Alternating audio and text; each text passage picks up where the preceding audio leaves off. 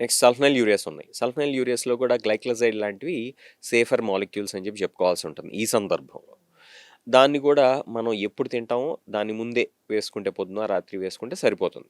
ఇది ఫాస్టింగ్ టైమ్‌లో వేసుకోకుండా. అంత మాత్రాన దాని ఎఫెక్ట్ పూర్తిగా ఉండదు, లో షుగర్ అవ్వదు అనేటువంటి గ్యారంటీ ఏం లేదు. కాబట్టి డాక్టర్‌ని సంప్రదించి అవసరమైతే కంటిన్యూయస్ గ్లూకోజ్ మానిటరింగ్ సిస్టమ్ లాంటివి వాడుకుంటూ, గ్లూకోమీటర్ చెక్స్ చేసుకుంటూ మనం ఈ ఫాస్టింగ్‌ని సేఫ్‌గా ముగించడం అనేది చేయొచ్చు. రైట్.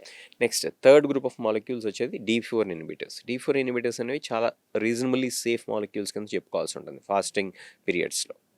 ఎందుకంటే అవి పెద్దగా లో షుగర్ కాజ్ చేయవు కాబట్టి. అవి కూడా లో షుగర్ కాజ్ చేయొచ్చు. బట్ మిగతా వాటి అంత కాదు. మెట్ఫార్మిన్ ఒకటి, ఇవి D4 ఇన్హిబిటర్స్ ఇవి రిలేటివ్‌లీ లో రిస్క్ ఆఫ్ లో షుగర్. ఇంకా ఫోర్త్ గ్రూప్ ఆఫ్ మాలిక్యూల్స్ వస్తే SGLT2 ఇన్హిబిటర్స్. SGLT2 ఇన్హిబిటర్స్ అనేవి మామూలప్పుడు లో షుగర్ పెద్ద కాజ్ చేయవు కానీ ఇట్లాంటి సందర్భాల్లో పెద్ద సేఫ్ కాదు. ఎందుకు కాదంటే డీహైడ్రేషన్ కాజ్ చేస్తాయి.